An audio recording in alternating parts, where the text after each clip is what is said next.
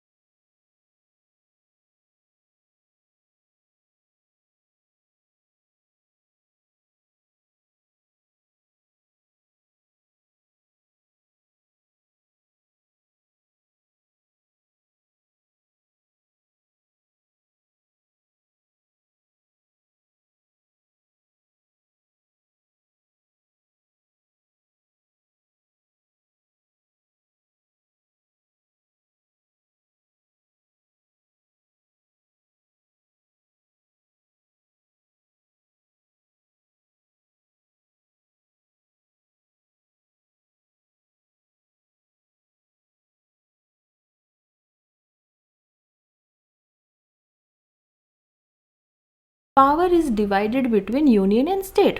अब देखिए, एक ऐसा सिस्टम है जिसमें जो पावर है, जो सत्ता है, वो डिवाइडेड है। यानी कि एक देखो, अब मैं इसमें एक डायग्राम बना के आपको बताने की कोशिश करती हूँ, ठीक है। हमें पता है हमारी जो इंडिया है उसमें कितनी स्टेट्स हैं? 28 स्टेट्स हमें दिखाई देती है, राइट, इंडिया के अंदर। तो ये हम मानते हैं, ठीक है। इस पर क्या हो रहा है? बैलेंस होगा। किसका बैलेंस होगा? सेंटर का और स्टेट का। यहाँ पर हम देखें तो हम देख पाते हैं कि ये है यूनियन, और यहाँ पर आप आएंगे तो छोटी छोटी छोटी छोटी जो है वो स्टेट्स। अब ये 28 होनी चाहिए इन नंबर, और यूनियन कितनी है? वो एक ही है। तो ये बैलेंस बना रखिए, मतलब एक इस तरीके से हमें पावर्स को यहाँ पर थोड़ा सा, खैर हम देखते हैं कि जो सेंटर है उसमें थोड़ा सा टिल्ट या फिर थोड़ा सा पावर हमें ज़्यादा मिलती है। वो भी क्योंकि हमने कनाडा से हमारा जो सेंट्रलाइजेशन का प्रोसेस है कि रेजिडुअरी पावर जो होंगी वो सेंटर के पास में रहेगी, वो थोड़ा लिया। इस वजह से हम कई हिस्सों पे देख पाएंगे। बट ओवरऑल बात यही है कि ये जो पावर को बांटा गया है, ये जो विभाजन देखने को मिलता है, उसी को हम फेडरलिज्म बोलते हैं। अब क्यों किया गया है? पर्पज़ क्या था? तो पहला तो यही था कि ताकि कंसंट्रेशन ना हो पावर का। कंसंट्रेशन किसके हाथ में ना हो? कंसंट्रेशन ना हो किसी के एक के हाथ में। अब गवर्नमेंट एक ही बनेगी, एक ही सरकार होगी। वो क्या होंगे? रियल एग्जीक्यूटिव होंगे। वो कौन होंगे? प्राइम मिनिस्टर होंगे। तो उनके हाथ में सारी सत्ता, या फिर कैबिनेट के हाथ में सारी की सारी पावर आ गई ना, तो फिर ये गलत बात हो जाएगी। तो ऐसे हमने देखा यूनियन ऑफ स्टेट इंडिया है और अलग अलग स्टेट यहाँ पर है, और पावर को डिसेंट्रलाइज किया गया ताकि इफेक्टिव तरीके से एडमिनिस्ट्रेशन हो सके। ऐसे तो फिर जो राजा महाराजा होते थे उनके भी तो मंत्री होते थे ना, लेकिन फिर वो हम देख पाते हैं कि उतना अच्छा लोगों के हित में नहीं हो पाता था शासन। तो यहाँ पर डिसेंट्रलाइजेशन करने का मतलब ही ये है, या जो सत्ता है या जो शक्ति है उसका विभाजन करने का अर्थ ही हमें ये दिखाई देता है कि लोगों के लिए हितकारी होना। लोगों के द्वारा बनाई गई गवर्नमेंट है ना, we are living in a democracy. तो हम लोकतंत्र में रह रहे हैं, तो क्या कर रहे हैं? तो लोगों के द्वारा बनाई गई, तो उसका हमें ध्यान रखना है। सेकेंड इसका कारण था ताकि स्ट्रेंथ मिल सके नेशन को थ्रू यूनियन। अलग अलग स्टेट तभी तो साथ में मिलेंगे ना, जब उनको लगेगा कि ऐसे बिल्कुल शक्तियाँ ख़त्म नहीं हो रही हैं। अब हम देखते हैं कि एक केस है बहुत ही इंपॉर्टेंट। देखिए, यूपीएससी की आदत होती है कि वो आपसे पूछ लेता है, कोई भी स्टेटमेंट देगा एक, कि ये मान लीजिए फंडामेंटल राइट बोलेगा। फंडामेंटल राइट और डीपीएसपी के रिलेशन में इनमें से कौन से केसेस हैं जो अभी तक सुप्रीम कोर्ट ने इस पर बात की है? एक तरीके का क्वेश्चन बन सकता है। दूसरा बनेगा कि यहाँ पर एक केस का नाम होगा, यहाँ पर उससे रिलेटेड प्रोविजन का नाम होगा। जैसे कि एसआर बोमाई फेडरलिज्म की बात कर रहा है, यहाँ पर हम देखें गोलकनाथ बात कर रहा है फंडामेंटल की राइट्स को अमेंड कर सकते हैं। इसी तरीके से अलग है, केशवानंदी बात कर रहा है बेसिक स्ट्रक्चर की। तो ऐसे अलग अलग केसेस देंगे। पूछेगा कि इनमें से कितने हैं जो करेक्टली मैच कर रहे हैं, नीचे बोलेगा 1 पेयर 2 पेयर ऐसे करके, तो हमें याद रखने की कोशिश करनी है। तो एक ही इंपॉर्टेंट केस है, क्या है, एसआर बोमाई केस होता है यूनियन ऑफ इंडिया के साथ में, और ये बताता है कि federalism is a basic structure of constitution, काफ़ी बेसिक फीचर है कॉन्स्टिट्यूशन का, तो आप इसको बदल तो नहीं सकते हो। यानी चाहे बेशक पूरी की पूरी जो पार्लियामेंट है वो एक साथ मिलके अमेंडमेंट करने क्यों ना उतर जाए, लेकिन फिर भी वो इसको अमेंड नहीं कर पाएगी, वो लागू नहीं माना जाएगा, क्योंकि अभी ये क्या होता है, बेसिक स्ट्रक्चर में आ गया है संविधान के। ऑलराइट, फिर हम देखते हैं कि क्या क्या टाइप है फेडरलिज्म के। तो टाइप की जब बात करेंगे तो अलग अलग टाइप देख पाएंगे, जिसमें से पहला जो है वो है फिस्कल फेडरलिज्म। अब ये सिर्फ इंडिया में नहीं होता है, ये बेसिकली वर्ल्ड में हमें देखने को मिले हैं अलग अलग तरीके का जो विभाजन है। जैसे कि फिस्कल फेडरलिज्म की बात करें तो फिस्कल शब्द से ही आपको समझ में आ गया होगा फिस्कल से क्या मतलब है। फिस्कल का मतलब ये होता है पैसे से, मनी से, मॉनेटरी रिलेटेड। तो allocation of fiscal rights and responsibility across different level of government. अब इसमें मान लीजिए रेवेन्यू आया है, ठीक है, तो रेवेन्यू हम देखेंगे कि रेवेन्यू जो होते हैं उसको यूनियन और स्टेट्स दोनों में हमें क्या करना है, डिस्ट्रीब्यूट करना है। तो ये फाइनेंशियल, अब सेंटर स्टेट के जब हम रिश्तों को देखेंगे ना, तो फाइनेंशियल जो रिलेशंस हैं उनको देखेंगे, और उसमें देख पाएंगे कि आर्टिकल 268 से लेकर 293 तक हमें पार्ट जो हमारे संविधान का यहाँ पर 12 है वो एक्चुअली में इन्हीं रिश्तों के बारे में बताएगा कि किस तरीके से ये होना चाहिए, इंडिया में हमें दिखता है। फिर हम देखते हैं एसिमेट्रिक फेडरलिज्म को। अब इसमें क्या है, इसका मतलब होता है कि डिफरेंट जो कॉन्स्टिट्यूएंट यूनिट्स होती हैं उनको अलग अलग शक्तियाँ और ऑटोनॉमी दी गई हैं। अब ये कैसे है, देखो एसिमेट्रिकल का क्या मतलब होता है। सिमेट्रिकल जब कोई चीज़ होती है यानी कि एक जैसी है सारी की सारी, एसिमेट्री यानी कि अलग है, कोई इस तरीके से है, कोई ट्रायंगुलर है, कुछ है, एसिमेट्री है, ये सेम तो नहीं दिखाई दे रहा। सो ये कह रहे हैं कि हो सकता है कि किसी स्टेट को आपने कम शक्तियाँ दी, किसी को ज़्यादा दे दी, किसी की पावर ज़्यादा दे दी, स्पेशल स्टेटस दे दिया। क्या ये हमारे इंडिया में भी होता है? यस, ऑब्वियसली हम इंडिया में भी देख पाएंगे। कहाँ पे देख पाएंगे? इंडिया में हम देख पाते हैं इसको आर्टिकल 371 से लेकर आर्टिकल 371 जेड तक, ठीक है। तो यहाँ पर हम देखेंगे कि कैसे हमें एसिमेट्रिकल फीचर्स दिखाई देंगे। जैसे कुछ जो स्टेट्स हैं उनको स्पेशल कॉन्स्टिट्यूशन प्रोविजंस मिले हुए हैं, जिसमें 5th शेड्यूल की स्टेट्स भी यहाँ पर आ जाती हैं। इसी में 6th शेड्यूल की स्टेट को भी हम देख पाएंगे, जो कि ट्राइबल एरिया से रिलेटेड मोस्टली है। देन हम तीसरा देखेंगे कोऑपरेटिव फेडरलिज्म। अब इसका क्या मतलब हुआ? कोऑपरेशन आप लोगों ने सुना है, एक दूसरे के साथ में मिलकर काम करना, ये वहीं से है फेडरलिज्म, जिसमें यूनियन और जो कॉन्स्टिट्यूएंट यूनिट है यानी कि जो स्टेट है वो एक दूसरे के साथ में कोऑपरेटिवली इंटरेक्ट करती है और कोशिश करती है कि जो जो कॉमन प्रॉब्लम्स हैं उनको साथ में मिलकर यहाँ पर क्या किया जा सके, ख़त्म किया जा सके। सो ये एक इम्पोर्टेंट फीचर है। और येस, हम इसको इंडिया में भी देख पाते हैं, जो कि हमारा जो शेड्यूल 7 है कॉन्स्टिट्यूशन का, उसमें हम देखते हैं कि कॉन्करेंट लिस्ट जो बनाई गई है वहाँ पर भी हम देखेंगे कि ये कोऑपरेट करता है, और यूनियन और जो स्टेट्स हैं वो कॉन्स्टिट्यूशनली ऑब्लिग्ड है, उनके ऊपर एक्चुअली के अंदर में मैंडेटरी रखा गया है कि आपको एक दूसरे से कोऑपरेट करना है, जो भी मैटर स्पेसिफाइड है शेड्यूल 7 ऑफ द कॉन्स्टिट्यूशन के अंदर। इसके बाद हम देखेंगे कॉम्पिटिटिव। आई होप काफ़ी आसानी से आप लोगों को ये शब्द याद रहेंगे, फिर भी एक दो बार और देख लेना वीडियो, कन्फ्यूजन ना हो आगे फ्यूचर में, क्योंकि यहाँ से PYQ पूछे जा चुके हैं। नाउ कॉम्पिटिटिव की बात करें तो ये क्या होता है, ये रिलेशनशिप के दो स्टेट की बात करता है। अब देखो, सेंटर और यूनियन क्या कर रहा है, कोऑपरेट कर रहा है एक दूसरे के साथ में, लेकिन जब स्टेट और स्टेट है, यहाँ पर स्टेट वर्सेस स्टेट हो जाती है ना, तो इसमें कोई भी स्टेट का आप एग्जाम्पल ले सकते हैं, जैसे कि मान लीजिए आंध्र प्रदेश एंड तमिलनाडु। तो इन दोनों का आपस में कंपटीशन होता है, ठीक है। किस किस में होगा वो? ट्रेड में हो सकता है, इन्वेस्टमेंट में हो सकता है, कॉमर्स में हो सकता है। बहुत सारी रिपोर्ट्स भी आई है नीति आयोग की, जैसे कि हेल्दी स्टेट, प्रोग्रेसिव इंडिया, उसके आधार पे कौन सी स्टेट पहले नंबर पे आएगी, कौन से सबसे नीचे आती है। और बहुत सारे, जब ये फाइनेंशियल कमीशन भी बनता है ना, तो पॉपुलेशन किसने कम किया है, फाइनेंस कमीशन भी बनता है, तो वो बताता है, उस आधार पे उनको ज़्यादा पैसे भी दिए जाते हैं। तो इस तरीके से हम देखते हैं कि स्टेट के बीच में हमें कॉम्पिटिटिव जो फेडरलिज्म है वो मिलता है। इसमें इंडिया का हम देखेंगे कि सस्टेनेबल डेवलपमेंट गोल का जो इंडेक्स है वो भी यहाँ पर दिखाई देता है। तो परफॉर्मेंस बेस्ड रैंकिंग स्टेट को दी जाती है, और ये हमें 4 तरीके का फेडरलिज्म हमारे इंडिया में भी देखने को मिलता है। अब हम देखते हैं सेंटर और स्टेट के रिलेशंस को अलग अलग हेड के नीचे। देखिए सेंटर और स्टेट के रिलेशंस की जब हम बात कर रहे हैं तो इनको 3 कैटेगरीज में बांटा जा सकता है। अब आप देखेंगे ये भारत का कॉन्स्टिट्यूशन ही बांट के दे रहा है। पहला तो वो दे रहा है को यहाँ पर 245 से लेकर 255 तक लेजिस्लेचर को, ठीक है। तो लेजिस्लेटिव्स को हम देखेंगे आर्टिकल के अंदर में। उसके बाद वो बांटेगा इनको एडमिनिस्ट्रेटिव में कि दोनों का, स्टेट का और यूनियन का आपस में क्या रिश्ता होगा जब एडमिनिस्ट्रेशन की, प्रशासन की बात आएगी।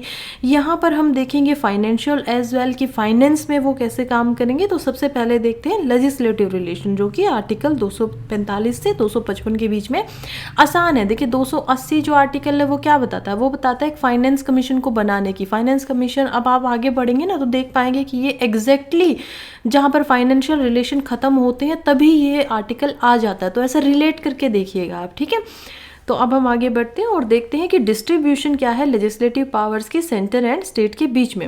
अब ये भी 2 तरीके की हो सकती है। टेरिटोरियल जुरिस्डिक्शन इसमें आता है, as well as subject matter के ऊपर क्या क्या यहाँ पर हो सकता है। तो देखिए जब टेरिटोरियल जुरिस्डिक्शन की बात करते हैं ना तो इसमें 2 हैं, एक है पार्लियामेंट, एक है स्टेट। पार्लियामेंट क्या कहता है कि पार्लियामेंट जो है वो एक्चुअली में या तो पूरे के पूरे इंडिया पे या इंडिया के किसी भी भाग में, इंडिया कैसे बना हुआ है, अलग अलग स्टेट से बना हुआ है। 8 हमें यूनियन टेरिटरी देखने को मिलती है, 28 स्टेट देखने को मिलती है, तो उनसे मिलके बना। ऐसा तो नहीं है ना कि दिल्ली में क्योंकि यूनियन की गवर्नमेंट है, पार्लियामेंट है, तो दिल्ली अब स्टेट नहीं है। नहीं, दिल्ली यूनियन टेरिटरी है, वो यूनियन का भाग नहीं है। तो union as a whole of the India को हम मान सकते हैं कि उसके ऊपर जो है कुछ स्पेसिफिक मैटर्स के ऊपर, जो कि हमें देखने को मिलता है 99 अभी हो चुकी हैं, तो उनके ऊपर ये किसी भी पार्ट पे या पूरे के पूरे इंडिया में पार्लियामेंट कानून बना सकती है, एक्सेप्ट जो स्टेट लिस्ट में लिखे हुए हैं। लेकिन उसके लिए भी अलग अलग कंडीशंस, हमने इमरजेंसी पढ़ा था तो मैंने आपको आराम से बताया था कि कैसे जो स्टेट के ऊपर भी जो कानून है वो बनाए जा सकते हैं इन द एक्सेप्शनल सिचुएशन। फिर ये देखते हैं कि parliament extra territorial legislative power जो होती है इंडियन सिटीजन्स की और उनकी प्रॉपर्टी की, वो किसी भी पार्ट ऑफ द वर्ल्ड में उनको वो भी प्रोवाइड करवा सकता है। इसके अंदर कुछ एक्सेप्शंस भी होते हैं कि पार्लियामेंट कहाँ पर अपना मनमानी नहीं चला सकता। जैसे कि कोई स्टेट है और वो स्टेट जो शेड्यूल्ड एरिया में लोकेटेड है, तो गवर्नर के पास ये पावर होती है कि वो एम्पावर करे कि एक्चुअली में पार्लियामेंट का कानून वहां पर एप्लीकेबल होगा या नहीं होगा। कहाँ नहीं होगा, शेड्यूल एरिया के अंदर में। सो एप्लीकेबिलिटी जो है वो सर्टेन मॉडिफिकेशन के बाद में की जा सकती है। ये एक इंपॉर्टेंट चीज़ है। देन स्टेट की बात करें तो स्टेट जो होती है वो अपने ही, यानी कि only for the state in which the law is passed. अब अगर आंध्र प्रदेश में कोई लॉ पास किया है तो ज़रूरी नहीं है वो यूपी में भी चलेगा। नो, वो सिर्फ और सिर्फ आंध्र प्रदेश के जो टेरिटोरी है उसी के अंदर ही चलेगा। तो ये हम देखते हैं। तो स्टेट में हम देखते हैं कि स्टेट अपने ऊपर लगा सकती है, पार्लियामेंट पूरे के पूरे इंडिया में, या पार्लियामेंट किसी एक भाग में भी उसको लगा सकती है।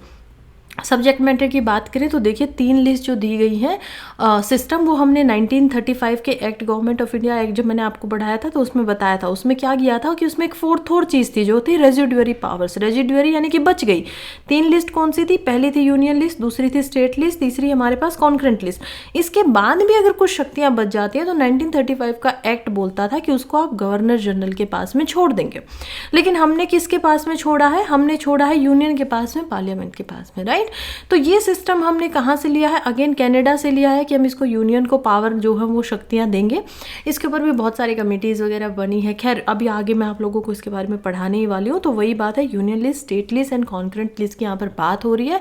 तो आर्टिकल 246 जो है 7वें शेड्यूल का, वो इसको बांटता है। तो इसको भी आप अगर हो सके तो याद रखिएगा कि कौन सा आर्टिकल जो है वो 3 लिस्ट की बात कर रहा है, 246।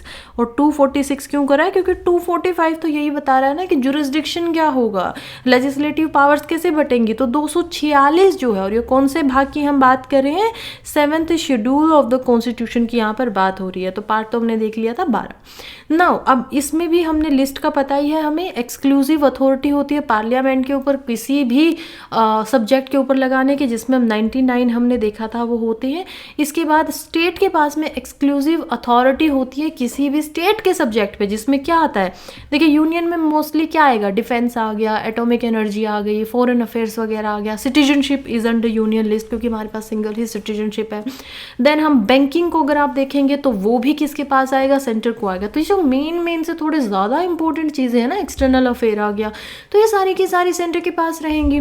जब हम बात करेंगे स्टेट की, तो तो स्टेट में क्या क्या आएगा, पुलिस आ जाएगी, हेल्थ आ जाएगी। हेल्थ तो हमने देखा था ना 1919 में ही ट्रांसफ़र कर दिया गया था प्रोवेंसीज को, तो वो एक्ट को भी याद रखिए। तो स्टेट में हमेशा क्या रहेगी, हेल्थ रहेगी, वाटर रहेगा, एग्रीकल्चर जो है वो भी स्टेट में हमें दिखाई देगा। लैंड अगर हम देखेंगे, ज़मीन, तो वो भी हमें स्टेट के अंडर में दिखाई देगी। पुलिस तो आपको पता ही है कि हर एक स्टेट की अपनी पुलिस होती है। यूपी पुलिस अलग है, हरियाणा पुलिस अलग है, दिल्ली पुलिस अलग है, तो हर एक की अपनी अपनी पुलिस है। तो वो भी किसकी है, स्टेट की लिस्ट के अंदर में आ रही है। हाँ, हम देखते हैं कि आईपीएस, आईएएस और जो इंडियन फॉरेस्ट सर्विस है वो ऑल इंडिया सर्विस है, वो सेंटर ही उनको ट्रेन करता है, सेंटर ही उनको जो है अप्लाई करता है, भेजता है, लेकिन वो दोनों के दोनों साथ में मिलकर उसका इस्तेमाल करते हैं। अदरवाइज जो पुलिसिंग या फिर एडमिनिस्ट्रेशन हम देखेंगे तो वो कौन कर रहा है, स्टेट कर रहा है। अब कॉन्करेंट लिस्ट की बात करें तो कॉन्करेंट लिस्ट हमें पता है कि सेंटर और स्टेट दोनों के दोनों लेजिस्लेशन लगा सकते हैं। अगर कॉन्फ्लिक्ट हो जाए तो यूनियन का जो कानून होगा वो प्रिवेल करेगा। इसमें टोटल कितने सब्जेक्ट हैं, 52 सब्जेक्ट्स हैं।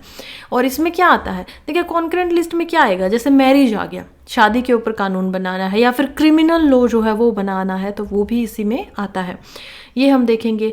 अब एक और बात है रेसिडुअरी पावर। फिर से वही बात है कि जो पावर एनोमरेटेड नहीं है लिस्ट में 7th शेड्यूल में, वो सेंटर के पास है, जैसे कि कनाडा, और कनाडा से ही हमने ये लिया है, तो वही हमें याद भी रखना है।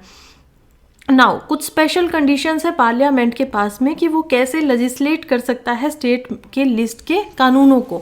तो ये एक रिश्ता, अभी तक तो हमने समझा कि क्या क्या ये इनके बीच में रिश्ता होता है। इसकी शुरुआत हम करेंगे आर्टिकल 249 से। तो 249 बोलता है कि जब राज्यसभा पास करता है किसी रेजोल्यूशन को, ये कैसे हो सकता है, नेशनल इंटरेस्ट में, अगर काउंसिल ऑफ स्टेट, राज्यसभा का दूसरा नाम होता है council of state, council of state यानी कि राज्यसभा एक तरीके से स्टेट को ही रिप्रेजेंट करता है पार्लियामेंट के अंदर। तो राज्यसभा अगर डिक्लेयर करता है कि अब ये नेसेसिटी हो गई है, अब ये ज़रूरत हो गई है कि सेंटर को लेजिस्लेट कर देना चाहिए कोई ऐसे सब्जेक्ट पे जो कि स्टेट लॉ के अंदर, स्टेट लिस्ट के अंदर आता है 7th शेड्यूल में, आर्टिकल 246 के अंदर में। तो बड़ा आसान भी है याद सा करना, 3 लिस्ट है, 2, 4, 6, राइट। तो ये जो आर्टिकल है ये बोलता है कि अगर नेशनल इंटरेस्ट में है तो उसके लिए रेजोल्यूशन पास करना पड़ेगा। और रेजोल्यूशन पास कैसे होगा, इसके लिए स्पेशल मेजॉरिटी चाहिए, 2/3 जो मेंबर हैं वो प्रेजेंट होने चाहिए और साथ ही में वोटिंग भी कर रहे हों। तो ये इस तरीके से होना चाहिए। अब 2/3 मेंबर का क्या मतलब है, प्रेजेंट और वोटिंग की यहाँ पर बात कर ले, टोटल स्ट्रेंथ नहीं मांग रहे हैं क्योंकि ये कोई बिल यहाँ पर पास नहीं किया जा रहा है, तो सिर्फ एक रेजोल्यूशन है, एक प्रस्ताव है। प्रस्ताव क्या कह रहा है कि आप ऐसे कोई स्टेट का, मान लीजिए हेल्थ ही है, अब इमरजेंसी आ गई है काफ़ी, अब कोविड जैसी, ठीक है, हेल्थ आ गया, तो अब सेंटर इस पे भी कानून बना सकता है, ठीक है, अगर ये नेशनल इंटरेस्ट में बहुत ज़्यादा इंपॉर्टेंट हो गया है तो। सो कैसे होगा, अपने आप नहीं बनाएगा लोकसभा, अपने आप कोई कानून नहीं बनाएगा, उसके ऊपर कोई बिल स्टेट सब्जेक्ट पे नहीं बनाएगा, फिर उसको भेजेगा राज्यसभा पास करे, फिर प्रेसिडेंट, नो नो नो। सबसे पहले क्या होगा कि राज्यसभा रेजोल्यूशन देगी, देन लोकसभा उसके ऊपर वोटिंग करेंगे, अगर वो बिल बनेगा तो बनाएंगे, एंड देन प्रेसिडेंट को साइन करने के लिए भेजा जाएगा। ये होगा प्रोसेस। तो ये एक स्पेशल कंडीशन हो गई। यूजुअली ऐसा नहीं होता है, स्टेट अपने कानून खुद बनाएगी, बट अगर राज्यसभा पास कर दे रेजोल्यूशन तो फिर कौन बनाएगा, उनकी जगह पर यूनियन बनाएगी। एक दूसरी कंडीशन इसमें फिर से है, वो क्या है, आर्टिकल 252 के अंदर भी ये कहता है कि अगर स्टेट ही खुद रिक्वेस्ट कर दे तो भी आप उस स्टेट के लिए जिसने रिक्वेस्ट किया है उसके लिए आप बना सकते हो। लेकिन ये जो रिक्वेस्ट है इसमें कम से कम 2 स्टेट ने सबसे पहले रिक्वेस्ट की जानी चाहिए, प्रार्थना की जानी चाहिए लेजिस्लेचर को कि वो अपने लेजिस्लेचर में एक रेजोल्यूशन पास करे और रिक्वेस्ट करे पार्लियामेंट को कि वो एक स्टेट का जो लिस्ट का सब्जेक्ट है उन 2 स्टेट के अंदर, या 2 से ज़्यादा जो स्टेट है जितनी भी रेजोल्यूशन पास करके भेजती हैं, कि उसके ऊपर कोई कानून बना दे। तो लॉ जो है वो उन्हीं स्टेट पे एप्लीकेबल होगा जिन्होंने ऐसी लेजिस्लेशन की मांग की है। तो मान लो Andhra Pradesh as well as यहाँ पर हम देखते हैं कर्नाटका, ये दोनों कोई कानून बनवाना चाहती हैं किसी भी चीज़ के ऊपर, ठीक है, पुलिस के ऊपर ही चाहती है मान लीजिए फॉर एग्जांपल। इन्होंने बोला कि वैसे तो ये हमारे अंडर आता है लेकिन हम अपनी इच्छा से चाहते हैं कि यूनियन इस पे कानून बनाए। ओके, तो यूनियन अगर इस पे कोई लॉ बना देती है तो फिर स्टेट उसको हटा तो नहीं सकती है। तो दूसरी बात वो क्या करेंगे कि यहाँ पर हम देखेंगे कि ये सिर्फ और सिर्फ आंध्र प्रदेश और कर्नाटका में ही लागू होगा, ऐसा नहीं होगा कि वो दिल्ली में लागू होगा, नहीं, ऐसा नहीं होगा। नाउ अब हम देखेंगे आर्टिकल 253 को, जो कहता है टू इम्प्लीमेंट इंटरनेशनल एग्रीमेंट। अब ये बोल रहा है कि मान लीजिए कोई इंटरनेशनल ट्रीटी या अग्रीमेंट है और उसको हमें इम्प्लीमेंट करना है, लेकिन वो किस में आ रहा है, वो आ रहा है यहाँ पर, अगर आप हेल्थ को इसमें ले सकते हैं, काफ़ी अच्छा एग्जाम्पल हो जाएगा कि हेल्थ को लेकर मान लीजिए कोई इंटरनेशनल अग्रीमेंट बना दिया गया है, तो WHO बोल रहा है कि आप लोगों को सभी के सभी इंडिया में जो लोग रहते हैं उनमें से उनकी एक्चुअली में कुछ कार्ड बनवाना पड़ेगा उनके लिए, और वो कार्ड जो है वो उनको हर 6 महीने में क्या करना होगा कि एक बार डॉक्टर से जाके चेकिंग वगैरह करके दिखानी होंगी और उसका डाटा रिकॉर्ड होगा और वो आप हर साल में हमारे साथ यहाँ पर शेयर करेंगे। फॉर एग्जांपल कुछ ऐसा बन गया। अब अगर ऐसा कुछ बन गया है तो हेल्थ स्टेट में वो चाहे तो बिल्कुल मना कर सकते हैं, अपने जो वो होंगे बेसिकली हॉस्पिटल वगैरह होंगे, सिटीजन तो चलो यूनियन के भी हैं, बट ऐसा अगर हो जाए या कोई उनको बोला जा रहा है, खर्चा जो है स्टेट का आएगा कि आपको फ्री में दवाइयाँ, ये दवाइयाँ हैं, ये आपको देनी है, लेकिन वो इंटरनेशनल ट्रीटी के अंदर आती थी, तो उसको करने के लिए भी यहाँ पर आराम से बिना स्टेट की परमिशन के अब क्या कर सकती है यूनियन, कोई भी कानून जो स्टेट लिस्ट में आता है वो बना सकता है। फिर नेशनल इमरजेंसी के टाइम पे हमें याद ही है कि कैसे अगर नेशनल इमरजेंसी लग जाती है अंडर आर्टिकल 352, तो parliament can legislate upon any subject in the state list. Now such a law becomes inoperative on expiration of 6 month. हमें पता है ना कि नेशनल इमरजेंसी जब खत्म होगी तो 6 महीने के एग्जैक्टली बाद में जब इमरजेंसी ऑपरेट करना सीज कर देती है तो उसके बाद में वो ऑटोमेटिकली खत्म हो जाएगा अगर उसको अप्रूव ना किया जाए तो। नाउ आर्टिकल 356 बोलता है ड्यूरिंग प्रेसिडेंट रूल। अब ये भी हमें जानते हैं, हमने जस्ट 1-2 दिन पहले ही पढ़ा है कि कैसे जो प्रोक्लेमेशन है प्रेसिडेंट रूल की वो क्या होती है कि जब भी प्रेसिडेंट रूल लगेगा किसी स्टेट में तो पार्लियामेंट के पास ये पावर आ जाती है कि with respect to any subject in state list वो कानून बना सकती है। एंड ऐसा ही नहीं है, वो एक्चुअली में अपनी पावर को डेलीगेट भी कर सकती है, वो प्रेसिडेंट को भी बोल सकती है कि आप खुद से भी कोई यहाँ पर क्या कर सकते हैं, कानून बना सकते हो। तो हालांकि जो कानून बनाए जाएंगे उनको हटाया जा सकता है जब स्टेट लेजिस्लेचर दोबारा से री इनेक्ट होगा और वापस से आएगा, तो ये एक तरीके का हमने कानून का देखा। फिर इसके अलावा भी कुछ ऐसे प्रोविजंस हैं जो सेंटर को कंट्रोल देते हैं स्टेट के लेजिस्लेशन पे। अब ये क्या क्या है, आर्टिकल 200 बोल रहा है governor reserve certain type of bill for the consideration of president. अब देखिए अब इसके पीछे भी कारण है, देखिए गवर्नर को इतनी शक्ति है आर्टिकल 200 के तहत में, और एग्जैक्टली 201 के में हम देखेंगे आर्टिकल बोलता है कि कैसे प्रेसिडेंट क्या करेंगे जब गवर्नर के पास से उनके पास से बिल आएगा, तो ठीक है। तो ये हम 2 आर्टिकल्स को देखेंगे इसमें। तो आर्टिकल 200 सबसे पहले तो गवर्नर क्या कर सकता है, जब भी कोई बिल, देखो बिल पास कैसे होगा, हम देखते हैं स्टेट लेजिस्लेचर की बात चल रही है, कर्नाटका का एग्जांपल लेते हैं। कर्नाटका एक ऐसी स्टेट है जिसमें हम देखेंगे लेजिस्लेटिव असेंबली भी है और लेजिस्लेटिव काउंसिल भी है। लेजिस्लेटिव काउंसिल भी है तो हम देखेंगे सबसे पहले मान लीजिए कोई बिल इंट्रोड्यूस होता है जो कि लेजिस्लेटिव असेंबली के द्वारा पास कर दिया गया, फिर लेजिस्लेटिव काउंसिल में इंट्रोड्यूस होगा, इन्होंने भी पास कर दिया, फिर अब बिल जाएगा गवर्नर के कंसेंट के लिए। मैंने अभी तक स्टेट लेजिस्लेचर आपको पढ़ाया नहीं है, एग्जीक्यूशन नहीं पढ़ाया, बट अभी मैं क्या पढ़ा रही हूँ, जैसे सेंटर में बिल को पास किया जाता है, एक्ट बनाया जाता है और उसकी आखिरी परमिशन चाहिए होती है किसकी, प्रेसिडेंट की, वैसे ही स्टेट के अंदर हम देखते हैं कि गवर्नर जो है वो एक्चुअली में इंटीग्रल पार्ट में दिखाई देते हैं और उनके साइन के बिना ये पॉसिबल ही नहीं है कि कोई भी बिल एक्ट बन पाए। तो उनके पास जब आता है ना साइन करने के लिए, उनके पास होते हैं 4 ऑप्शन। क्या क्या ऑप्शन होते हैं गवर्नर के पास, 4 ऑप्शन में से पहला ऑप्शन होता है वो परमिशन दे दे, एसेंट दे दे अपना, तो जो बिल था वो एक्ट बन जाएगा और लागू हो जाएगा। दूसरा ऑप्शन होता है वो मना कर दे कि नहीं ऐसा नहीं होगा, ये गलत है, खराब है, चलो छोड़ो। तीसरा ऑप्शन होता है कि वो रिटर्न करें बिल को, कि एक बार दोबारा से सोच लो। रिटर्न करेंगे तो क्या होगा कि रिटर्न कर दिया है, अब चाहे वो स्टेट लेजिस्लेचर जो है वो अमेंडमेंट करे या फिर अमेंडमेंट ना करे, तो विद और विदाउट अमेंडमेंट अगर ऐसा होता और वो फिर से उनके पास में उस बिल को भेजते हैं तो अब इनकी शक्तियां यहाँ पर खत्म हो जाएंगी और इसके बाद में इनको एसेंट देना ही पड़ेगा, परमिशन देनी पड़ेगी, चाहे उन्होंने कोई बदलाव ना किया हो। लेकिन इनके पास एक और चीज़ है, वो क्या है, इनके पास एक 4th चीज़ जो कि है प्रेसिडेंट के लिए रिजर्व कर लेना। प्रेसिडेंट के पास ऐसी कोई शक्ति नहीं होती है। चौथी, ये 3 तरीके की शक्तियां हम देखते हैं।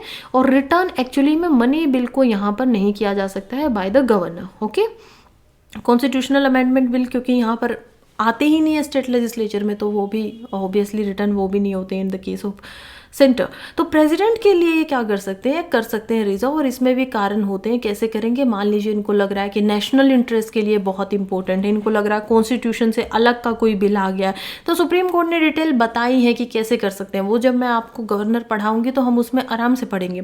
फिलहाल के लिए हमें जस्ट एक प्रोविजन समझ में आ गया। प्रेसिडेंट कौन है, प्रेसिडेंट हमें पता है कि आर्टिकल 72 में प्रेसिडेंट अपना जो है वो बताते हैं कि कैसे वो सारे के सारे काम करेंगे। लेकिन इसी में हम देखते हैं कि आर्टिकल 74 जो है एक्चुअली में वो बोलता है कि प्रेसिडेंट को काम करना होगा aid and advice of cabinet council of minister as well as headed by prime minister. तो यानी कि इनका तो खुद का कुछ है ही नहीं, तो ये किसके काम पे करेंगे, कहे पे, ये तो प्राइम मिनिस्टर पे कर रहे हैं। तो ये एक शक्ति एक्चुअली में किसको मिल गई है, यूनियन को मिल गई है। तो ये एक प्रोविजन है जो कि यहाँ पर स्टेट के लेजिस्लेशन पे, स्टेट का जो कानून है, स्टेट का जो विधायिका होती है उसके ऊपर सेंटर को यहाँ पर पावर दे देता है। दूसरा एक और आर्टिकल है जो कि है आर्टिकल नंबर 304। अब ये क्या बोल रहा है, इसमें आपको जब भी कोई सर्टेन मैटर होते हैं जो स्टेट लिस्ट में प्रोवाइडेड है, लेकिन उनके लिए प्रायर परमिशन चाहिए प्रेसिडेंट से। अब ये क्या बोल रहा है कि सर्टेन मैटर क्या क्या हो सकते हैं, मान लो कि कोई फ्रीडम जो ट्रेड एंड कॉमर्स किया, ट्रेड एंड कॉमर्स की फ्रीडम तो हमें पता है फंडामेंटल राइट के अकॉर्डिंग हमें मिल जाती है। तो ट्रेड एंड कॉमर्स की जो फ्रीडम है, अगर कोई उसको रोक रहा है और कोई ला रही है, इसमें क्या, क्योंकि एक नहीं, एक से ज़्यादा, दो, एक्चुअली में ये विद इन भी हो सकता है। मान लो कि स्टेट ही है, और स्टेट हम देखते हैं बिहार, ठीक है, तो बिहार ही है। अगर बिहार कुछ रिस्ट्रिक्ट करना चाहती है उड़ीसा से आने वाले सामान पे, तो भी वो ये एक एक्ट लेके आएंगे। अगर वो कहती है कि नहीं, बिहार में ही 2 डिस्ट्रिक्ट है, एक एग्जाम्पल पूर्णिया मान लो, एक पटना मान लो, तो पटना और जो पूर्णिया है उनमें भी हम कुछ रिस्ट्रिक्शन लगा रहे हैं, तो भी उनको पहले किसकी परमिशन चाहिएगी, उनको परमिशन चाहिएगी प्रेसिडेंट की। तो अगेन ये एक तरीके से कि अगर ये प्रायर परमिशन नहीं देते हैं तो ये फिर ऐसा कोई बिल ला ही नहीं सकते हैं। देन आर्टिकल 360 फाइनेंशियल इमरजेंसी, याद ही है, प्रेसिडेंट जो है वो डायरेक्ट कर सकता है स्टेट को to reserve money bill for his consideration, कि पैसे की पहले ही दिक्कत है तो थोड़ा रुको, तो ऐसा किया जा सकता है। ये एक्स्ट्रा है हमें जो याद रखने हैं आर्टिकल्स को। देन अब हम समझेंगे कि एडमिनिस्ट्रेशन, प्रशासन का जो संबंध है सेंटर और जो स्टेट के बीच में, वो क्या होता है और ये कहाँ कहाँ मिलता है, 256 से 263 तक। अभी हमने देखा था लेजिस्लेटिव, जिसके आर्टिकल हमने देखे थे कि 245 से 255 तक वो थे, ठीक है, इसको 5 कर लो। और अब ये क्या है, ये 10 आर्टिकल्स हमें दिखाई देते हैं लेजिस्लेशन में। यहाँ पर बात हो रही है 256 से 263 की, तो ये भी आपको याद रखेंगे हम लोग अभी 6 आर्टिकल्स को, 7 को। अब ये क्या बोल रहा है, देखो एडमिनिस्ट्रेशन रिलेशंस की बात हो रही है, तो सबसे पहले एग्जीक्यूशन की पावर कैसे कैसे बटेंगी वो हम देखेंगे। सर्टेन रिस्ट्रिक्शंस जो होती है ना एग्जीक्यूटिव पावर पे, स्टेट की पे, वो लगाई जा सकती है सेंटर के द्वारा, ताकि वो स्टेट के एग्जीक्यूटिव को या एडमिनिस्ट्रेटिव मैटर में थोड़ा सा क्या कर सके, कंट्रोल कर सके। अब ये कैसे होता है, देखिए जो एग्जीक्यूटिव पावर है ना एवरी स्टेट की, वो 2 तरीके से चलेगी। अब उसमें से एक यूनियन लिस्ट है, एक स्टेट लिस्ट है, कंकरेंट लिस्ट है, इसमें पूरा का पूरा हिसाब हमें दिया होता है कि क्या क्या एग्जीक्यूटिव की एक्चुअली में पावर्स होती हैं। तो एक तो ड्यूरेशन क्या होगी एग्जीक्यूटिव पावर्स की, उस पर 2 रिस्ट्रिक्शंस लगी हुई हैं, एक जनरल ऑब्लिगेशन है, स्पेसिफिक ऑब्लिगेशन पे इसमें हो सकती हैं।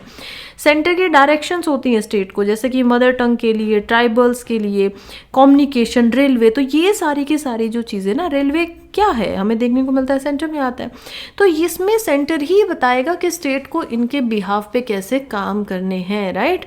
देखो एक तो आर्टिकल 256 है जो कि कंप्लायंस करता है ऐसे कानून के साथ में जो पार्लियामेंट ने बनाए हो, और ऐसे कानून जो मान लो कि स्टेट में भी अप्लाई हो सकते हो। फिर आर्टिकल 257 बोल रहा है कि नॉट टू इम्पीड और prejudice the exercise of executive power of centre in the state. अब वही अगर ऐसा कर देंगे तो फिर क्या होगा, प्रेसिडेंट रूल लग जाएगा। अब मैं जल्दी जल्दी इसलिए समझा रही हूँ क्योंकि मैं ऑलरेडी ये समझा चुकी हूँ आप लोगों की, अगर सेंटर से आई हुई कोई डायरेक्शन जो कि कॉन्स्टिट्यूशन के अकॉर्डिंग देना इनवैलिड नहीं है और सेंटर उसको नहीं मानता है, दैट मीन्स कि सेंटर स्टेट क्या कर रहा है, कॉन्स्टिट्यूशन के प्रोविजंस के ऊपर नहीं चल रहा है। पहले कोई वार्निंग भी नहीं देनी थी, डायरेक्टली उनको सस्पेंड किया जा सकता है गवर्नमेंट को और लेजिस्लेचर को, और चाहे तो प्रेसिडेंट डिसोल्व भी कर सकते हैं, दोबारा इलेक्शन भी करा सकते हैं। बट अब सुप्रीम कोर्ट ने बोला है कि आपको पहले वार्निंग का जो नोटिस है वो एटलीस्ट एक बार तो उनको देना ही पड़ेगा। फिर हम देखेंगे कि देखिए इसमें अलग अलग तरीके की यहाँ पर पावर्स होती हैं। जैसे कि देखिए क्या होगा, पहली बात तो हम देखेंगे म्यूचुअल डेलीगेशन ऑफ फंक्शंस क्या होगा। इसमें सेंटर जो होता है वो कॉन्स्टिट्यूशन ने पहले ही प्रोवाइड किया है कि इंटर गवर्नमेंटल डेलीगेशन हो सके, पहली बात तो एग्जीक्यूटिव के फंक्शंस का। अब इसको कैसे किया जा सकता है, इसमें हमें पहली बात तो ये किया ही क्यों है, ताकि एक तो रिजिडिटी जो है वो थोड़ी कम हो और जो सिचुएशन आ जाती है कई बार डेडलॉक की वो भी खत्म हो जाए। इसमें मैंने आपको आर्टिकल नहीं बताया, लेकिन देखिए centre can delegate a function to state इधर थ्रू अग्रीमेंट, या तो कोई अग्रीमेंट कर देंगे या फिर कोई कानून बना देंगे पार्लियामेंट के द्वारा, तो वो अपने फंक्शंस को क्या कर रहे हैं, अपनी पावर को उनको दे रहे हैं। अब ये कैसे कर सकते हैं, आर्टिकल 258 का अगर आप क्लोज 1 को देखेंगे ना तो उसमें बोलते हैं executive function of centre to the state. ये आर्टिकल कॉन्स्टिट्यूशन में ही लिखा गया, जिसमें बोला जाता है कि president with the consent of the state government कोई भी जो डेलीगेशन है, कोई भी जो फंक्शन है वो उनको दिया जा सकता है।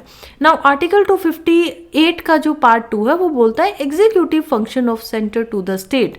तो parliament without the consent of state भी कुछ चीज़ें दे सकता है, जो कि the same thing can not be done by state legislature. ऐसा नहीं होता है कि स्टेट अगर चाहे तो डेलीगेट कर सकती है, लेकिन सिर्फ और सिर्फ जब सेंट्रल गवर्नमेंट की परमिशन होगी।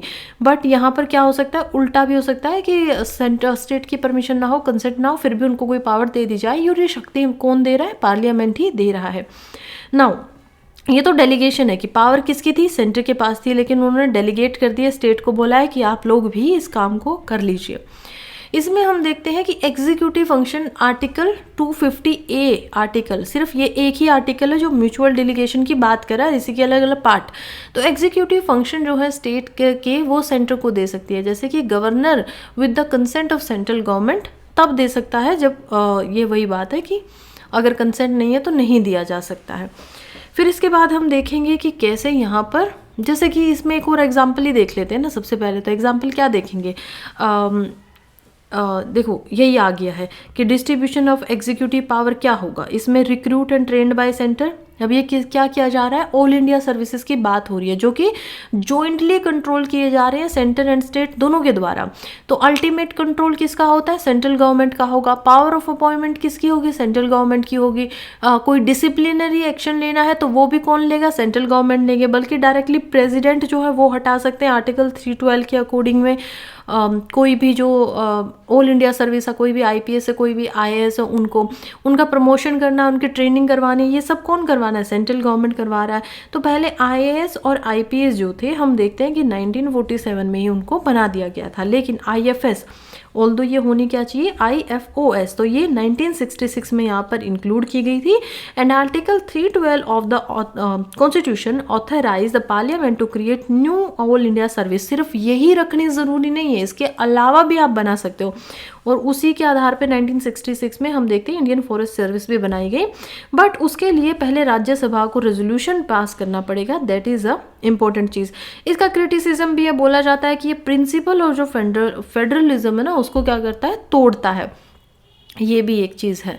तो रेजोल्यूशन राज्यसभा का चाहिए तो कैसे होगा, अगेन स्पेशल मेजॉरिटी चाहिए होगी। जितने लोग हैं प्रेजेंट है 250, मान लीजिए पूरे के पूरे 250 हैं, लेकिन उनमें से अगर 200 लोग ही प्रेजेंट है, या फिर हम देखते हैं कि 150 ही प्रेजेंट है, तो हम देख पाएंगे कि इनमें से 100 लोगों को यहाँ पर क्या करना होगा, अपनी मंजूरी जो है वो देनी होगी।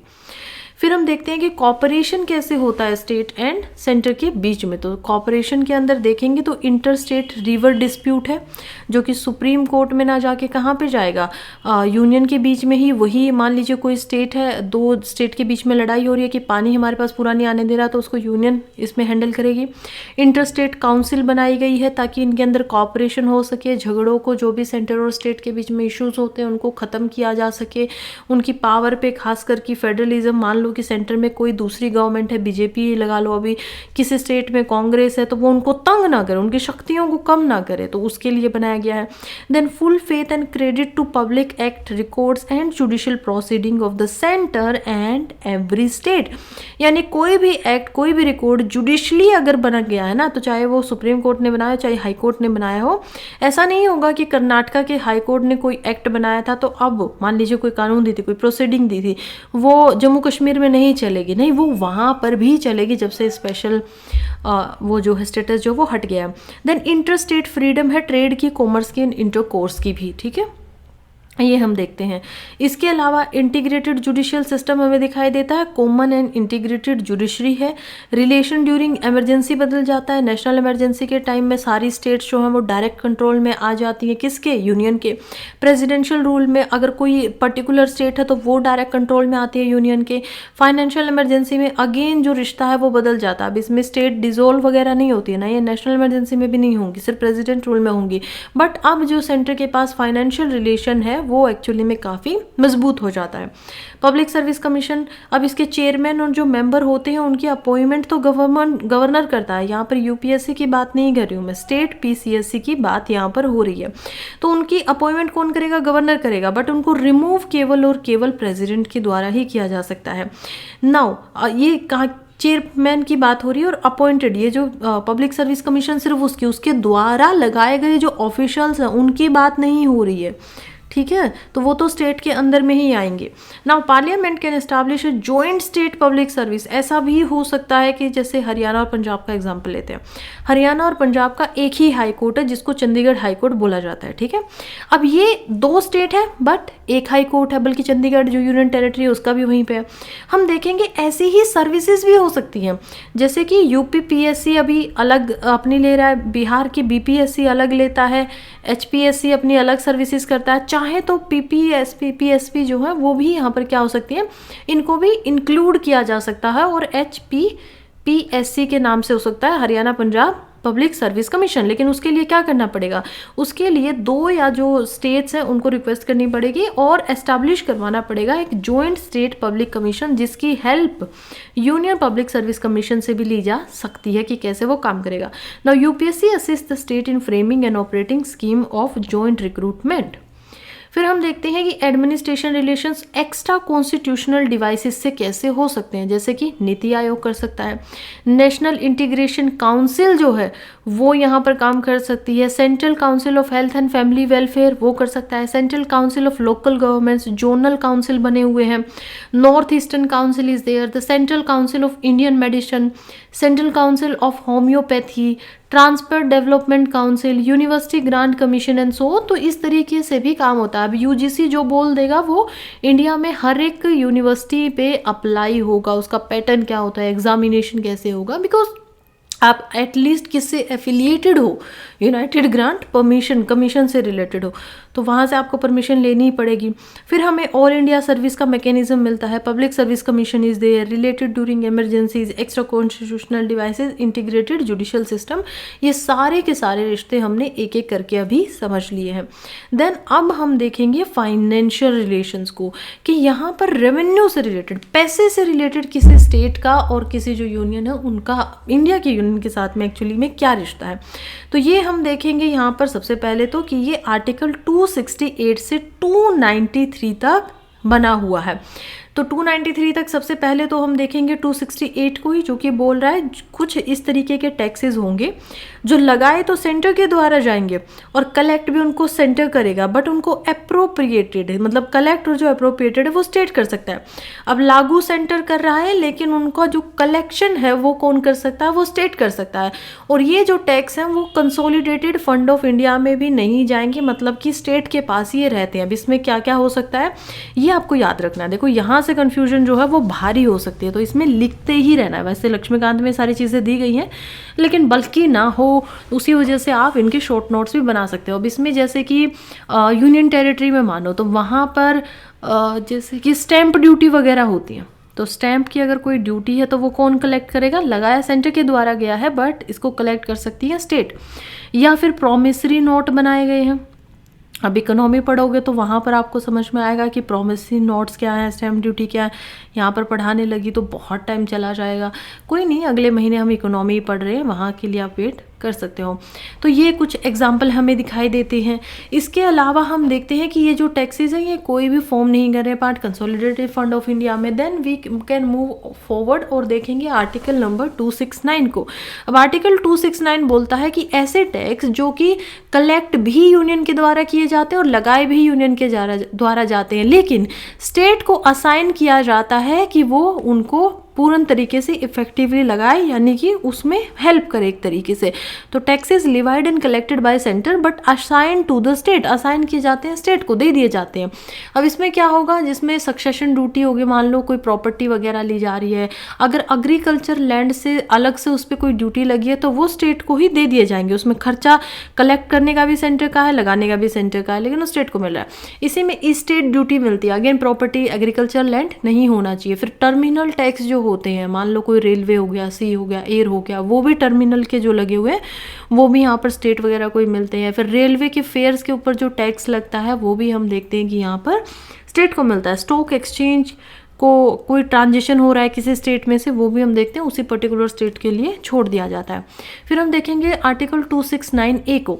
अब इसमें क्या है कि ये ऐसे टैक्स हैं जो लिवाई और कलेक्टेड दोनों ही यूनियन के द्वारा किए जाते हैं, बट इनको बांट लिया जा रहा है। बांट कैसे लिया जा रहा है कि हम इसको यूनियन में भी बांट लेंगे और स्टेट में भी बांट लेंगे। अब इसमें 3 कैटेगरीज आती हैं जो कि आर्टिकल 268, 269, 269A, ये ऐसी कैटेगरीज हैं जिनके ऊपर सरचार्ज या जो लगाए जाते हैं ना, वो किसी स्पेसिफिक पर्पज के लिए ही लगाए जाते हैं। तो all the taxes and duties referred in the union list, वो हम इनको देखते हैं कि कैसे वो बांट ली जाती हैं। तो इसमें क्या क्या आएगा, Levi and collected of good and service tax in course of inter state trade और कॉमर्स, ठीक है, पर्टिकुलरली। नाउ ये क्या बात कर रहा है कि इसको गवर्नमेंट ऑफ इंडिया लगाएगी, अप्रोप्रिएटेड यूनियन और स्टेट दोनों में बांट लेंगे, और अमाउंट जो होगा कि कितना किस स्टेट को मिलना चाहिए वो कंसोलिडेटेड फंड ऑफ जो इंडिया होगा वहाँ से अप्रोप्रिएट नहीं होगा, और ये फिर फाइनेंस कमीशन जो होगा वो बताएगा कि किसको कितना बांटना है, किसको कितना नहीं बांटना है। फिर आर्टिकल 270 को देख लेते हैं हम। 270 वही बातें कर रहा है कि ये डिस्ट्रीब्यूट होगा सेंटर एंड स्टेट के बीच में, और इसको सेंटर ही लगाएगा, सेंटर ही कलेक्ट करेगा। एक और आर्टिकल है 271 जो बात कर रहा है सरचार्जेस की। अब ये सेस जो होते हैं, सरचार्ज जो होते हैं, क्या होते हैं कि मान लो एजुकेशन सेस लगा दिया गया है। एजुकेशन के ऊपर क्या है कि आपको, क्योंकि हमें पढ़ाई करवानी है तो आपको 2% किसी चीज़ के ऊपर एक्स्ट्रा देना होगा। तो स्पेसिफिक है, हो सकता है कि वुमेन हेल्थ के ऊपर किसी के ऊपर लगा दिया जाए, किसी पर्टिकुलर प्रोडक्ट के ऊपर कि ये कोई प्रोडक्ट ले रहा है तो 1% उनको, क्योंकि इसका जो ये पैसा आएगा वो हेल्थ पे ही खर्च होगा, तो ऐसे करके लगाया जा सकता है। तो ये वही है कि पार्लियामेंट को अथॉरिटी होती है कि वो सरचार्ज लगा सकती है किसी भी टैक्स के ऊपर में, कैटेगरी आर्टिकल 269 और 270 के ऊपर, जो सिर्फ और सिर्फ सेंटर को ही मिलेंगे, और ये जो चार्जेस होंगे वो शेयरेबल नहीं है, स्टेट को नहीं दिए जाएंगे। देन इसके अलावा कुछ ऐसे टैक्सेस भी हैं जो स्टेट के द्वारा जो है लगाए जाते हैं, स्टेट ही उनको कलेक्ट करता है और स्टेट ही उनको रखता है, जो कि स्टेट लिस्ट में हमें दिखाई देते हैं। फिर आर्टिकल 275 जो कि एक इम्पोर्टेंट है, वो है ग्रांटेड एड। तो ग्रांटेड एड क्या करता है, देखो ग्रांटेड एड की बात जब मैं आपको बताती हूँ तो आर्टिकल 275 जो है वो स्टैट्यूटरी ग्रांट्स की बात करता है, और यहाँ पर हम देखेंगे कि आर्टिकल 282 जो है ना वो डिस्क्रिशनरी ग्रांट की बात कर रहा है। यानी कि स्टैट्यूटरी ग्रांट ऐसे होते हैं कि पार्लियामेंट कोई ऐसा ग्रांट दे दे, ग्रांट का मतलब ही क्या है, दान दे देना एक तरीके से, कि पार्लियामेंट पैसे दे रहा है स्टेट को, जिस स्टेट को फंड की ज़रूरत है, पर्टिकुलरली मान लो कोई ट्राइबल का वेलफेयर वगैरह करना है या कुछ भी काम करना है, तो ये जो फंड्स होते हैं ना स्टेट के ऊपर, ये फाइनेंस कमीशन ही बताता है कि हाँ आप ये दे सकते हो। Then there is a second type जो कि डिस्क्रिशनरी ग्रांट हो गया, यानी कि अपनी इच्छा से, मनमानी से। तो both the centre and the state can make any grant for the any public purpose, right. तो centre gives this grant to the state to fulfil plan targets, और कोई नेशनल प्लान वगैरह बनाया गया था तो उसको एफिशुएट करने के लिए भी इसको दिया जा सकता है। देन कुछ लोन भी इस कैटेगरी में आते हैं। तो लोन क्या क्या होंगे, हम नॉन टैक्स रेवेन्यू से पहले अभी मैं एक बार ये भी बता देती हूँ। तो लोन्स कैसे दिए जाते हैं, देखो यूनियन गवर्नमेंट के पास में इतनी शक्ति है कि अगर कोई स्टेट जो है वो आपसे लोन मांगे या कोई गारंटी दे आपको कि मुझे इस लोन चाहिए है, तो वो यूनियन गवर्नमेंट क्या कर सकती है, स्टेट को दे सकती है, प्रोवाइड करवा सकती है। इसके अलावा हम देखेंगे कि एक और आर्टिकल है जो कि है सैंक्शंस टू प्रेसिडेंट के साथ में। अब ये है आर्टिकल 274। ये क्या बोलता है, ये बोलता है कि देखो कोई भी बिल या कोई भी अमेंडमेंट जो है वो इंट्रोड्यूस किया जा सकता है। नो बिल और अमेंडमेंट कैन बी इंट्रोड्यूस और move in either house of parliament without previous section of president. पहले प्रेसिडेंट की क्या चाहिए, सेंक्शन चाहिए, परमिशन चाहिए। उसमें अलग अलग टैक्स हो सकते हैं। मान लो कोई स्टेट के इंटरेस्ट के ऊपर पार्लियामेंट क्या कर रही है, स्टेट के इंटरेस्ट के ऊपर टैक्स लगाना चाह रही है, तो उसके लिए पहले प्रेसिडेंट की क्या चाहिए, परमिशन चाहिए। और प्रेसिडेंट को माना जाता है कि क्योंकि प्रेसिडेंट के इलेक्शन में एमएलएज भी वोट कर रहे हैं, तो वो क्या हो गए, वो स्टेट के लिए भी एक्चुअली में उनके भी प्रतिनिधि होते हैं। सिर्फ ऐसा नहीं है कि सिर्फ यूनियन के, हाँ यूनियन के इंटीग्रल पार्ट है, बट वो एक तरीके से स्टेट के इंटरेस्ट को भी उनको ध्यान में रखना होता है। तो इस तरीके से वो स्टेट के इंटरेस्ट में ध्यान दें। दूसरी चीज़ क्या होगी कि एक्सप्रेशन जो एग्रीकल्चरल इनकम होती है, जो कि इंडियन इनकम टैक्स में भी लगाई गई है, ऐसा कुछ आ जाता है तो भी आपको प्रेसिडेंट की परमिशन पहले चाहिए होती है। देन कोई प्रिंसिपल है जिसमें डिस्ट्रीब्यूटेड जो स्टेट के ऊपर पैसे की बात आ रही है, या फिर कोई स्टेट टैक्स के ऊपर कोई सरचार्ज लगाया जा रहा है यूनियन के लिए, तो वो सारी की सारी चीज़ें क्या होंगी, पहले परमिशन लेनी पड़ेगी प्रेसिडेंट के, उसके बाद ही आप कर सकते हो यहाँ पे। अब नॉन टैक्स रेवेन्यू होता है कुछ, यानी कि टैक्स से नहीं आया लेकिन पैसा तो फिर भी बना, तो अब ये कैसे होगा, सेंटर के पास में आता है पोस्ट से, टेलीग्राफ वगैरह से, रेलवे, बैंकिंग, ब्रॉडकास्टिंग हो गया, करेंसी हो गया, कोई नोट वगैरह बन गए, सेंट्रल पब्लिक सेक्टर एंटरप्राइजेज हैं, ये मतलब बेसिकली क्या हो गया कि पब्लिक जो कंपनीज़ हैं सेंटर के पास में। फिर हम देखते हैं एस्टेट एंड लैब्स वगैरह को, तो ये भी होते हैं। स्टेट के पास में इरिगेशन से आएगा, फॉरेस्ट, फिशरीज, स्टेट पीसीएसयूज भी होती हैं। देन अगेन स्टेट के अंदर जो एस्टेट वगैरह है, लैब्स वगैरह है, यानी ये क्या होता है एस्टेट, एस्टेट का मतलब है कि कोई ऐसी प्रॉपर्टी जिसको अब क्लेम करने वाला नहीं रहा है, कोई मांग ही नहीं रहा है वापस, तो वो बचा हुआ हो गया, तो वो किसके पास रहेंगी, वो जिस स्टेट में एस्टेट उसको इस्तेमाल करेंगी। तो ये सारी चीज़ें जो बिना टैक्स के आती हैं, अलग अलग तरीके से हम इसको देख भी सकते हैं। नाउ अच्छा, ग्रांट इन एड मैं आप लोगों को पहले ही पढ़ा चुकी हूँ, मुझे लगा कि शायद मैंने पीपीटी में इसको इंक्लूड नहीं किया है, सो जो मुझे याद आया मैं बताती गई। तो स्टैट्यूटरी ग्राउंड हम समझ चुके हैं, जब इच्छा होती है, किसी स्टेट मांगती है, ज़रूरत होती है, डिक्शनरी यानी कि अपनी इच्छा से दे सकते हैं। अदर ग्रांट जिसमें हमने लोन्स वगैरह को भी यहाँ पर पढ़ लिया है। अब हम पढ़ेंगे फाइनेंस कमीशन को। फाइनेंस कमीशन क्या है, देखो एक तो सबसे पहली बात कि कॉन्स्टिट्यूशनल बॉडी है, कॉन्स्टिट्यूशन बनाता है किसमें, आर्टिकल 280 के तहत में। तो आर्टिकल 280 बोलता है कि एक फाइनेंस कमीशन होना चाहिए as a quasi judicial body. Quasi judicial body का क्या मतलब है कि इसके पास में शक्ति है कि एक तरीके से ये क्या कर सकती है, फैसले ले सकती है। किस रिलेशन में, सेंटर के और स्टेट के रिलेशन में ये फैसले लेगी कि जितना भी पैसा कंसोलिडेटेड फंड ऑफ इंडिया में आया है उसमें से कितना मिलेगा यूनियन को, कितना जाएगा स्टेट के पास, किस स्टेट को कितना मिलेगा। इसमें ऐसा नहीं है कि सारी स्टेट को मान लो 100 रुपये आए हैं अभी कंसोलिडेटेड फंड में, होता तो वैसे ऑब्वियसली बहुत ज़्यादा मनी है, लेकिन चलो हम मान लेते हैं कि 10,000 करोड़ आए हैं, ठीक है। अब 10,000 करोड़ जो ये आए हैं, इनमें से कौन सी स्टेट को यहाँ पर 500 करोड़ मिलेंगे, किसी स्टेट को यहाँ पर 800 करोड़ मिल सकते हैं, वो बताएगा कौन, वो बताएगा एक्चुअली में फाइनेंस कमीशन।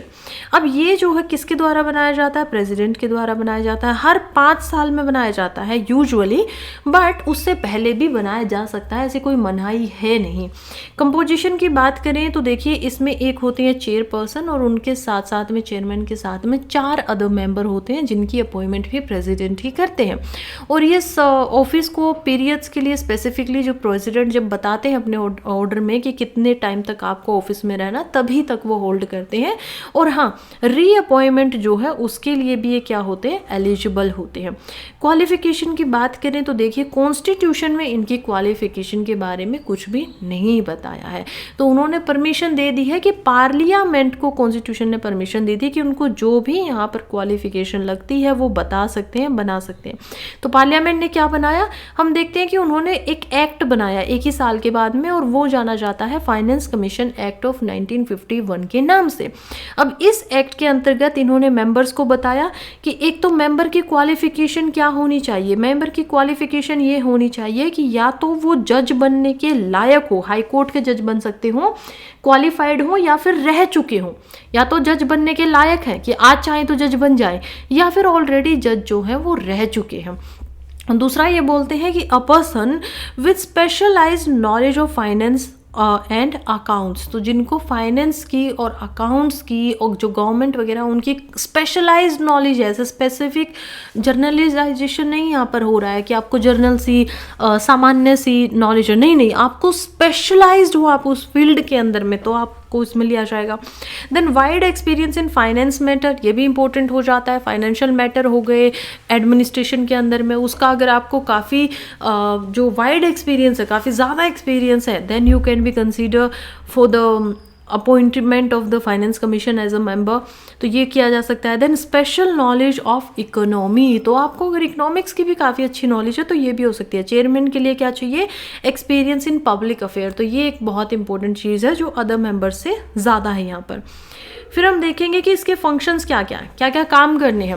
सबसे पहला तो इनको रिकमेंडेशन देनी होती है प्रेसिडेंट को। क्या क्या रिकमेंडेशन होती है? इनका एडवाइजरी रोल भी है, यानी कि ये एडवाइस भी करेंगे। किसको एडवाइस करेंगे? स्टेट को, सेंटर को एडवाइस करेंगे, स्टेट को एडवाइस करेंगे।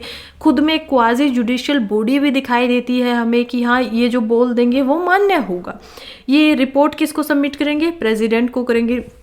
प्रेसिडेंट का काम होता है कि फिर वो पार्लियामेंट में जो रिपोर्ट है उसको जाकर रखें, लेकिन फाइनेंस कमीशन जो होता है वो अपनी रिपोर्ट प्रेसिडेंट को ही देता है।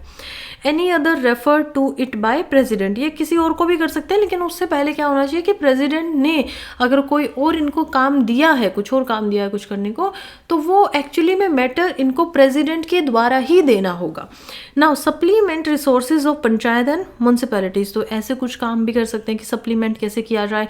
ग्रांटेड एड जो मैंने आपको समझाया, सप्लीमेंट्री हो गया, लोन्स हो गया, डिस्क्रिशनरी हो गया, वो भी हम देखते हैं कि यही बताते हैं कि कितना देना है कितना नहीं देना है। Distribution of net proceeds of tax, ये सबसे लास्ट में बता रही हूँ, but this is the most important function of the finance commission कि जितना भी टैक्सेस आए हैं उनको डिस्ट्रीब्यूट करना है सेंटर और यूनियन के बीच में। टर्म की बात करें तो स्पेसिफाइड प्रेसिडेंट ही करेंगे, चाहे तो 2 साल के लिए बना दे, चाहे तो 5 साल के लिए बना दे। यूजुअली 5 साल के लिए बनाते हैं, बट इन्हीं के ऊपर डिपेंडेंट है। रीअपॉइंटमेंट हो सकता है, तो परमानेंट बॉडी नहीं है कि लगातार बनी ही हुई है, नहीं, जब ये चाहेंगे तब इनको बना सकते हैं। फिर इसी के साथ में एक और इम्पोर्टेंट चीज़ है जो कि जीएसटी काउंसिल है। और देखो पहले क्या होता था ना कि हमने जब फाइनेंशियल मैटर्स को देखा है तो स्टेट लिस्ट की हम बात कर रहे हैं कि सेंटर इमरजेंसी के दौरान ही कुछ ऐसे एक्सेप्शनल पावर्स रख सकता है, अदरवाइज नहीं है। लेकिन यहाँ पर अब क्या हो गया? जीएसटी काउंसिल हो गई है, ये थोड़ा सा अलग है। जीएसटी ने क्या कर दिया कि आप कॉन्क्रेंट तरीके से, एक तरीके से क्या हो गया, एक साथ मिलकर समावर्तित तरीके से एक साथ मिलेंगे और फिर जो टैक्स होगा उसको इकट्ठा करेंगे और फिर उसको बांटेंगे आपस में। तो ये आर्टिकल 279A अमेंडमेंट करके इसको डाला गया, तो 279A के अंदर ये डलती है। फाइनेंस मिनिस्टर और जो अदर मेंबर्स होंगे इसमें, जो कि मोस्टली जो चीफ मिनिस्टर होते हैं या जो मिनिस्टर, होम मिनिस्टर, जो भी भेजे जाते हैं उनकी तरफ से, वो इनको कंपोज करते हैं। कोरम की बात करें तो 1/2 of total members of GST council होने चाहिए, तभी इसकी मीटिंग होगी। मेजोरिटी लेस देन 3/4, तो डिसीजन मेकिंग तभी होगा कि जब 3/4 जो मेंबर हैं वो अगर मान जा रहे हैं तो फिर वो डिसीजन मान लिया जाएगा, उससे कम है तो नहीं माना जाएगा। फंक्शंस की बात करें तो इनको रिकमेंडेशन बनानी होती है कि कितना पैसा किसको देना है। अभी अगेन टैक्सेस एंड जो केसेस सेशेस होते हैं, सरचार्ज वगैरह, वो कैसे कैसे लगाने, ये सब करेंगे।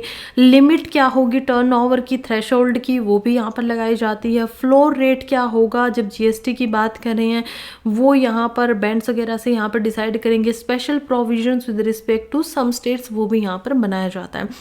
चिंता मत कीजिए, जीएसटी मैं आपको अलग से ही पढ़ाऊंगी, बस अभी तो हमें सिर्फ इसको एज अ फाइनेंशियल रिलेशन क्या है सेंटर और स्टेट के, उसमें पढ़ना है।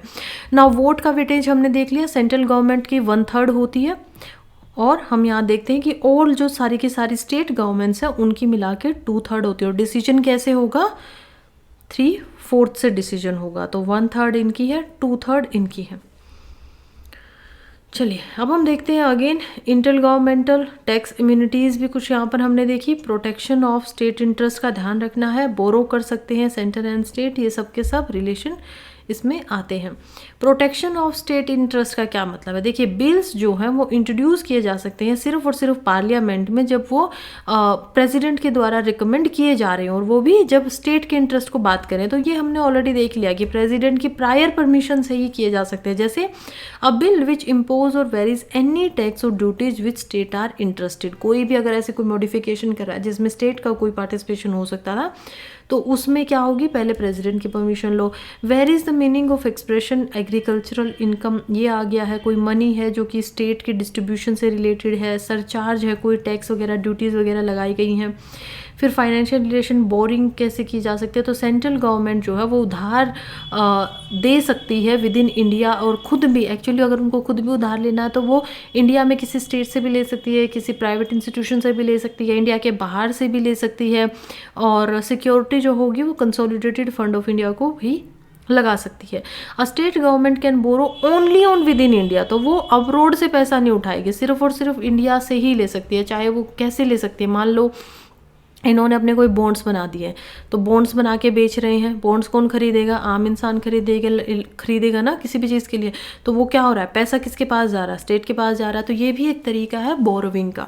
Now central government can make loans to any state, ये भी किया जा सकता है, तो दो तरीके हो जाएंगे यहाँ पे। State can not raise any loan without the consent of centre, तो ऐसा नहीं हो सकता है कि उन्होंने सेंटर से परमिशन ना हो ली और फिर भी वो लोन ले ले, ऐसा नहीं होगा। Now inter governmental tax immunities भी यहाँ पर हैं, वो क्या है, देखिए स्टेट की जो प्रॉपर्टी होती है ना, वो इनकम या आ रही है, तो सेंटर के टैक्सेशन से उसको परमिशन मिलेगी कि वो वहाँ से उसके ऊपर कोई टैक्स ना लगाए, क्योंकि वो सरकारी है। मान लो कोई सरकारी हॉस्पिटल है या फिर कोई गवर्नमेंट, हम देखेंगे सरकारी कोई पब्लिक ऑफिस बना हुआ है, किसी का भी मान लीजिए यहाँ पर, ठीक है, तो उसके ऊपर सेंट्रल गवर्नमेंट का टैक्स नहीं लगेगा उस स्टेट में। ऐसा ही सेंट्रल के साथ में भी होता है कि सेंटर की अगर कोई प्रॉपर्टी है तो स्टेट भी उस पर टैक्स नहीं लेगी। ये इंपॉर्टेंट चीज़ हमें दिखाई देती है। Now the parliament of India, अब हम PYQ करेंगे। The parliament of India acquire the power to legislate any item in the state list in the national interest if a resolution of that effect is passed by। 2016 में पूछा गया है कि कौन करेगा, लोकसभा करेगी, नहीं, लोकसभा नहीं, सीधा सीधा अब ये 50-50 हो गया। राज्यसभा बाय सिंपल मेजोरिटी, नहीं, तो राज्यसभा मेजोरिटी नो लेंथ, ठीक है, ये ठीक है, तो डी क्या हो गया, 2/3 होना चाहिए।